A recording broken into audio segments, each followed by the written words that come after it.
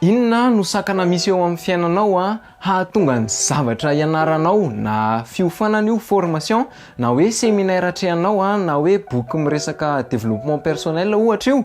Zany hoe inona lay sakana izay tena manome antoka hoe tsy ho ampiasainao izay zavatra nianaranao. Dia ho resahako anao zay androany atao anatin'ity vidéo ity fa indrindra koa hoe ahoana ny fomba hialana amin'izay.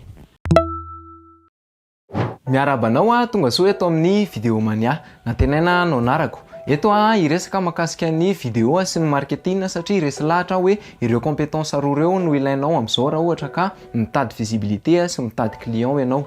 Raha liana amin'izay ianao dia ataovy reto zavatra roa reto. Voalohany indrindra manaova abonnement dia activeo ny cloche de notification amin'izay ianao maraka ny vidéo rehetrarehetra avoakako. Faharoa manaraka an'izay manana cadeau jereo ao amin'ny description dia cliquez amin'ny lien hoe comment créer des vidéos qui vendent sans dépenser une fortune. Guide nataoko izy io mantsy ahafahanao manomboka manao vidéo saly fa indrindra mametraka ny stratégie de vidéo marketing ao amin'ny secteur anao. Misy boky nosoratany Julian Ankerl mitondra ny lohateny The Abundance Code. Vehivavy australiana mantsy Julian Ankerl, auteur multimillionnaire. Dia ao anatin'io boky izy manazava hoe ahoana no mahatonga ny fiainanao en abondance, surtout hoe financièrement zany. Fa miresaka koa izy ao anatin'io boky hoe inona avy ireo sakana ataonao amin'ny tenanao na hoe ilay auto-sabotage mba hahatonga ny zavatra ataonao tsy ahomby.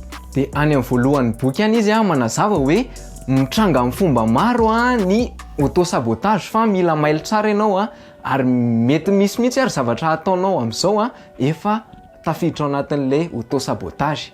Misy fomba enina natorony mba ahafantarana hoe manao auto-sabotage ianao.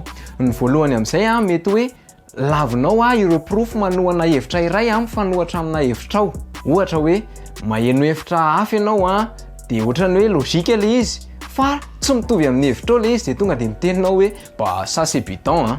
Efa maneo zany hoe mety manao auto-sabotage amin'ny tenanao ianao satria mety miainao anaty déni ianao. Faharoa mety koa hoe tsy vonona andray hevitra avy any ivelany fotsiny ianao na hoe tsy ao anatina état d'esprit réceptif rehefa mianatra zavatra vaovao. Matetika io ataon'ny olona hoe marina zany fa tsy mbola amin'izao aloha zany fa tena mbola taloha loatra na hoe tsy mety aminazy intsony zany satria efa antitra dia tara loatra. Zany hoe tonga saina ary zareo fa misy zavatra tsy mety na mila ovaina na mila tsaraina fa mitady excuse foana izy hoe na hoe procrastine izy dia tsy manao an'ilay izy dia lasa tsy mety tafiala ao anatin'ny zone de confort mihitsy dia lasa il s'auto-sabote. Fomba fahatelo ahafantarana fa mety manao auto-sabotage ianao dia misy résistance ianao par rapport amin'ny identité sy ny valeur personnelle anao. Mitovitovy amin'ny raha ohatra ka hoe mifototra amin'ny abetsaky ny asanao ny identité anao dia ho be asa foana ianao satria te hatsapy ianao hoe raha te hatsapy ianao hoe olona proactif sy productif na hoe une bonne personne dia hitady asa foana. Hany ka lasa surmené ianao sy surbooké. Normal be zay satria nosafidianinao mihitsy hoe ho akinao amin'ny abetsaky ny zavatra ataonao ny identité anao. Fa eto indray kosa dia hoe raha ampifandraisinao amin'ny comportement négatif ataonao izay tsy mampandroso anao na hoe tsy mampahazo vokatra anao ny identité anao dia tsy handroso mihitsy ianao satria lasa tsy te hiova ianao na dia hainao raha hoe ilaina ilay izy satria lasa very ny identité anao raha miova ianao. Fa efatra fisehony ihany koa ity trangaray ity hoe mila manao x y z vao afaka miaplike an'ity torohevitra izay afaka hanova ny fiainako ity. Zany hoe vao avy nianatra zavatra ray zao ka tena hoe afaka mitondra vokatra manome an'ilay vokatra tena tedaviko dia nefa efa nanomboka nanao zavatra ray izay io zavatra io hitako hoe tsy tena niety fa alefaka any aloha iny zavatra iny toizako hatramin'ny farany novitaiko izay vao hiaplike an'ilay zavatra ray. Ohatra ray tena matetika henoko zao tamin'izao hoe vao hanangana ny projetako dia hoe mijanona ihany aloha sy salarié dia feto réseau dia rehefa manana expérience ianao dia andana amin'izay manangana. Fa te hitena hoe expérience inona? Expérience en tant que salarié anatina boîte na tsy tena hoe misy ifandraisany amin'ny zavatra tiako atao ve? Na koa hoe réseau professionnel entre moi et mon boss et mes collègues izay mety hoe azoko anatin'ny 2-3 mois de travail izay hoe tsy voatery hanampy ana amin'ny fanangana korinasa ve? Indraindray zany ilay izy hitako hoe tsy valide mihitsy le argument.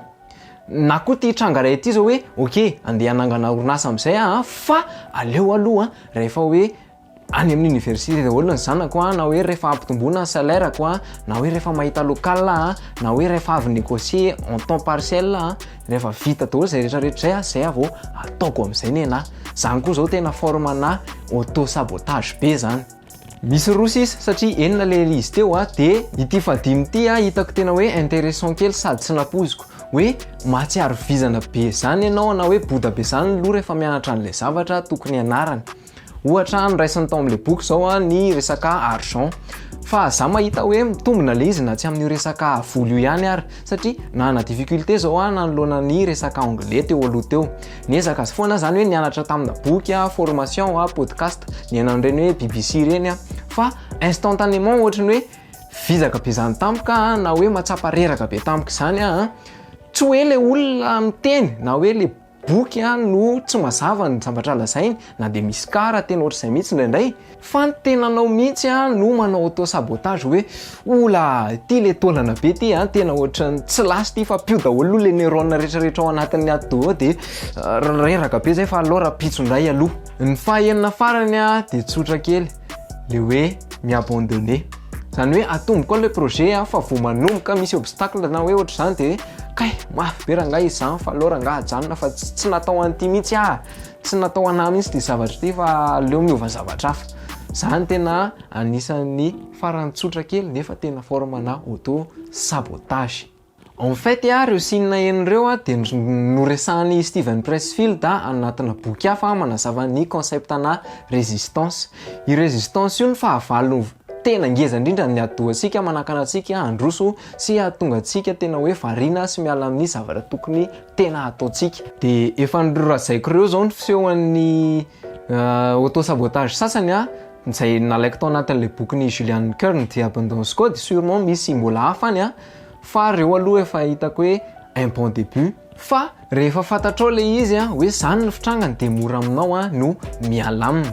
De mba teneny hoe inona amin'ireo zan-trango reo no efa niainanao mba soraty eo amin'ny commentaire le izy fa mahaliana anahy.